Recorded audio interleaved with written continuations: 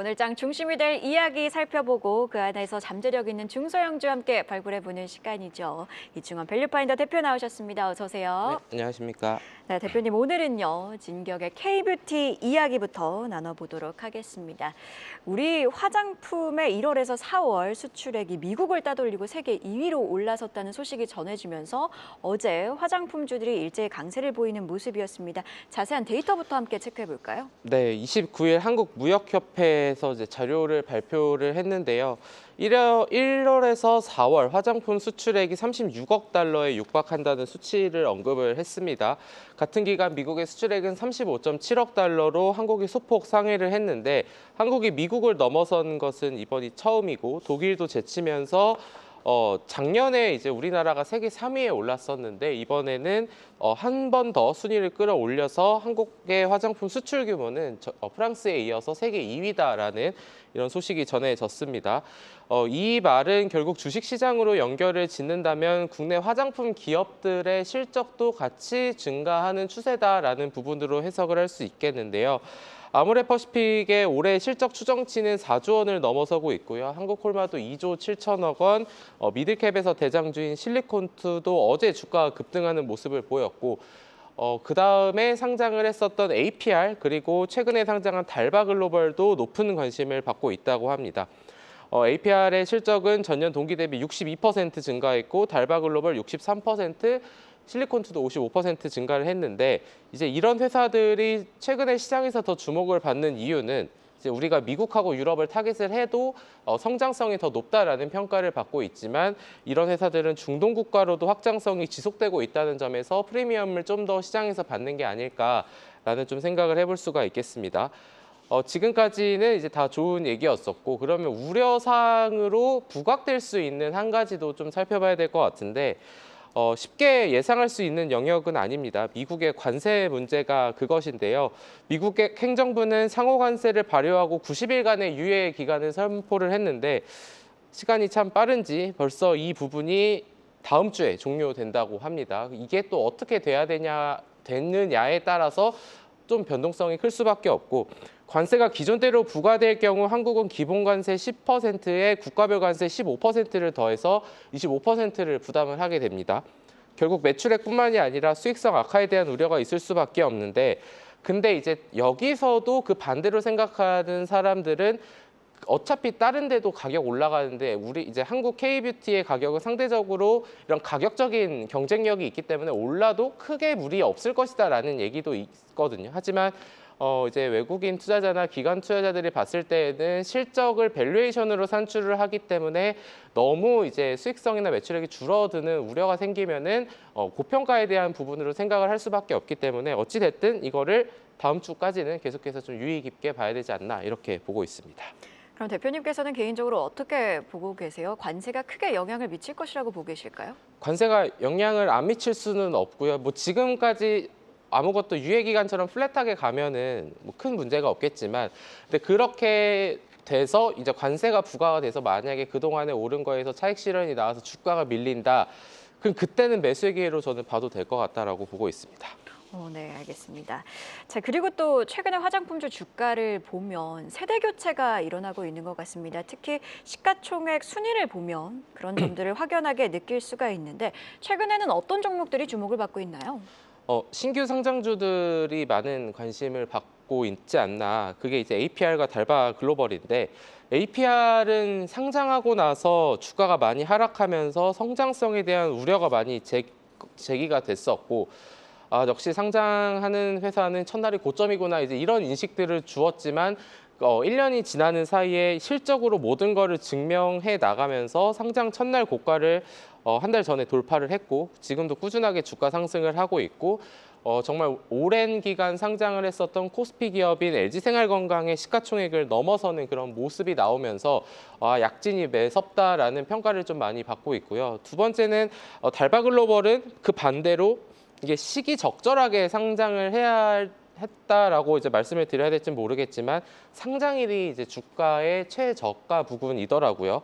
그리고 최근에도 상승세를 보이고 있고 어제도 좀 주가가 많이 오르는 모습이었는데 상장 전에 기자나 뭐 애널리스트 간담회에서도 굉장히 높은 관심을 많이 받았다고 하고 이게 다른 나라는 유럽이면 유럽, 미국이면 미국, 한국이면 내수면 내수 이렇게 매출 비중이 고르지 못한 부분들이 단점이었는데 달바글로벌 같은 경우에는 어느 한 지역도 30%가 넘지 않기 때문에 포트폴리오의 안정성이 있다라는 평가를 많이 받았고 그리고 사실 제일 흥미로웠던 부분은 달바글로벌은 주식 한 주만 갖고 있어도 이제 뭐 화장품을 30% 싸게 해주고 이제 요런 이벤트는 아니고 이제 주주 친화 같은 부분에서도 저는 굉장히 흥미로웠다. 그래서 달바글로벌에 대한 인지도가 최근에도 많이 올라가지 않나라는 생각이 들었고, 그래서 정리를 하면은 실적에 대한 기대감, 뭐 해외 확장성 이런 기대감도 여전히 존재하나 관세나 투자 심리에 따라서는 이런 부분들이 언제든 변화가 될 수 있다라는 부분은 우리가 일단은 인지는 이번 주에는 하자라고 정리하도록 하겠습니다.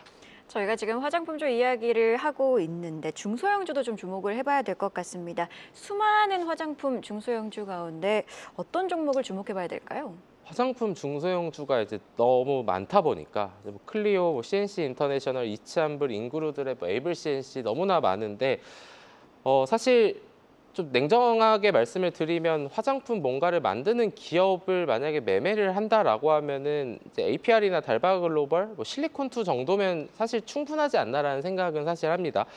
그만큼 이제 이런 회사들도 저평가되어 있다는 얘기가 나오고 있는데 중소형주는 상대적으로 또 거래량이 좀 적은 그런 아쉬운 부분이 있는데 근데 이제 제가 최근에 탐방을 다녀왔었던 기업 중에는 글로벌 뷰티 크리에이션 플랫폼입니다. 화장품과 관련된 이제 CTK라는 기업이 있었는데 이 회사는 이제 뭐 OEM, ODM 업체를 통해서 위탁 생산을 하고 완제 화장품을 글로벌 뷰티 브랜드에 수출하는 플랫폼 기업입니다.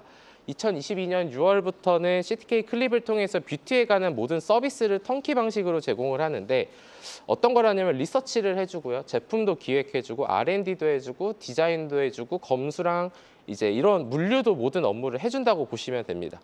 그리고 마지막으로 이 회사는 뭐 캘리포니아에 위치한 공장 인수를 통해서도 성장성에 대한 부분, 증권사는 올해 동사 매출액을 1,060억, 영업이익 83억 원, 당기순이익 94억 원을 제시하면서 지금 PER 10배가 좀 안 되는 수준인데 다른 화장품 회사들은 20배 정도를 받고 있으니 충분히 상승에 대한 기대감은 가져갈 수 있지 않나 이렇게 정리하도록 하겠습니다. 어떻게 보면 키 맞추기 관점에서 상승세를 가져갈 수도 있다 이렇게 보면 될 것 같은데 한 가지 더 짧게 여쭤보면 사실 화장품주 투자하시는 분들은 작년을 기억하실 것 같아요. 2분기 실적 추정치가 워낙 높았는데 이걸 좀 미스를 하다 보니까 하반기에 주가가 좀 지지부진한 모습을 어느 정도 가지고 있었어요. 이런 점들이 반복될 가능성이 있을까요? 계절성도 있고 그리고 작년과 올해 가장 큰 차이는 아무래도 이제 미국 트럼프의 관세라는 부분이기 때문에 그러니까 지금 추정치를 애널리스트가 쉽게 조정할 수는 없을 겁니다. 왜냐하면 그거는 다 알 수 없는 부분이기 때문에 그래서 제가 아까 말씀드렸던 것처럼 다음 주 관세에 따라서 화장품주들의 이런 랠리의 지속성에 대해서 어느 정도는 방향성이 나오지 않을까라는 관점에서 말씀드린 거기 때문에 뭐 실적에 대한 거는 일단 다음 주를 보고 그 뒤를 생각해도 늦진 않다라고 보고 있습니다. 결국에는 또 관세 이슈로 귀결이 되는 것 같습니다. 자, 이번에는요. 전력설비 업황도 함께 체크를 해보도록 하겠습니다. 국내 데이터 센터 전력 수요가 2028년까지 연평균 11%나 증가할 거란 전망들이 나오고 있는데 구체적인 내용부터 짚어볼까요? 네, 어제 이제 한국 IDC가 이제 최근 발간한 한국 데이터 센터 운영과 뭐 코로케이션 서비스 시장 동향에 대한 보고서를 발표를 했다고 합니다. 국내 데이터 전력 수요가 2025년에서 2028년까지 1.5배 증가할 거고 뭐 당연한 얘기지만 AI의 등장으로 초거대 데이터 센터 수요가 급증하면서 데이터 센터의 고성능, 고효율화가 진행되고 있어서 전력 수요가 증가할 수밖에 없다.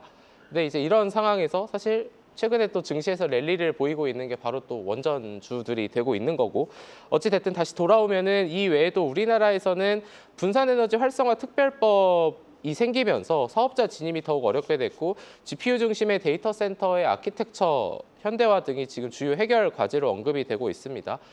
근데 이렇게 뭔가 주가가 조정을 받고 최근에 얘기가 많이 나오지 않았다라는 얘기가 있음에도 불구하고 최근 관련주들은 또 신고가를 기록하고 있는 그런 모습이거든요.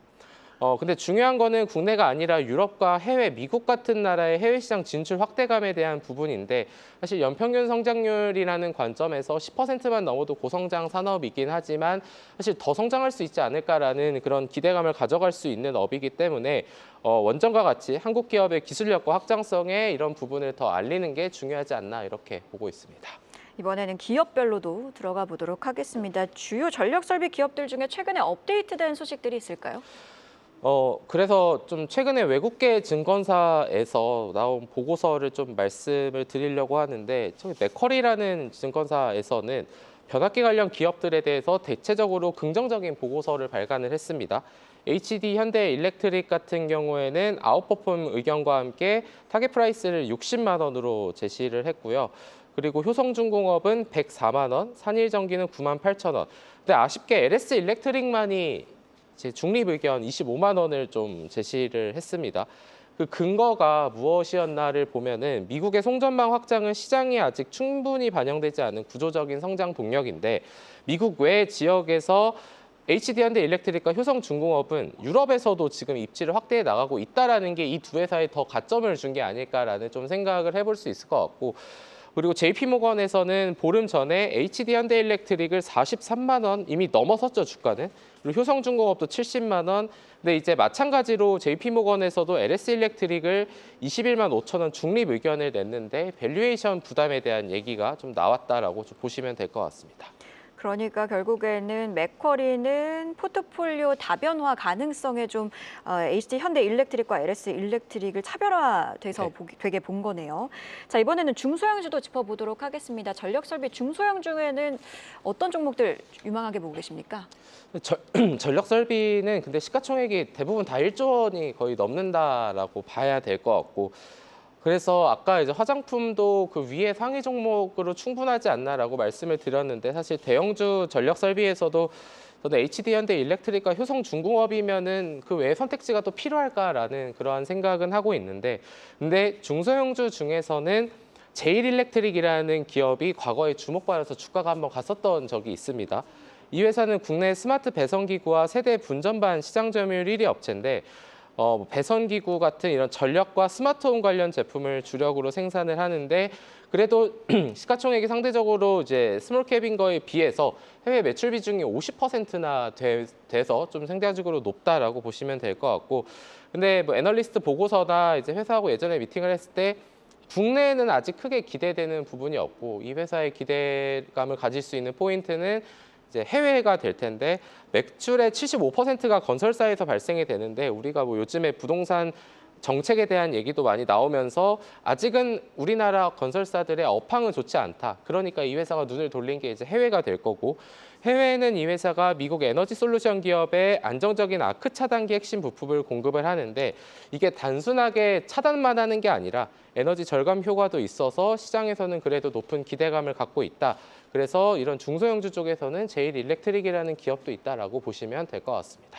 앞서서 저희가 화장품주를 이야기를 했을 때 관세를 이야기해 주셨는데, 뭐 변압기 그리고 전력 설비 같은 경우에도 관세 타깃이 되진 않을까요? 이게 국가적인 이런 경쟁력의 여부에 따라서 저는 좀 바뀔 것 같은데, 지금 어차피 전세 그 대표적인 게 원전이거든요. 원전에 관세를 해봤자 어차피 할 수 있는 나라가 별로 없기 때문에 그런 부분이 있대. 근데 화장품은 당연히 우리가 일상에서 자주 쓰는 건데 원전은 그렇지 않잖아요. 그래서 그런 부분이 가장 크고, 변압기도 뭔가 화장품 쪽보다는 원전 쪽에 좀 더 가깝다라고 생각을 하고 있기 때문에 너무 큰 우려는 좀 안 하셔도 되지 않나 이렇게 보고 있습니다. 네, 이렇게 화요일 마켓포커스 이충원 밸류파인더 대표와 함께했습니다. 이번 주도 감사합니다. 감사합니다. 계속해서 다양한 경제 이슈를 알고 싶다면 구독과 좋아요, 알림 설정 부탁드립니다. AI 캐스터 권미정이었습니다.